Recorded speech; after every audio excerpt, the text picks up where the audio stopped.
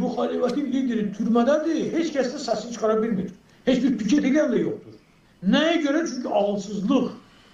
Eğer ağılları olsaydı böyle olmazdı. Onları o güne bu yana elə həmin Avropadır zaten. Onlar o Avrupa'nın məqsədi, xüsus İngiltere'nin məqsədi Azerbaycan'da pul kazanmaktır. Azerbaycan'da demokratik değil. Onlar bunu hala dərk eləmirlərsə, onda yazıklar olsun. Onların məqsədi orada pul kazanmak. Yani stabil bir adam olsun, diktatör olsun. Fark eləməz. Başkəsən olsun, kim olur olsun. Biz orada sabit, stabil pul kazanar. Ve böyle o da İlham Aliyev 30'lar orada. Kim lazımdır? Basın içeri. Kulağın kesin, pasportun alın. Pulumuzu vaxtında gətir çatdır. O da böyle deyilir. Bunu başa düşürlər ki, bu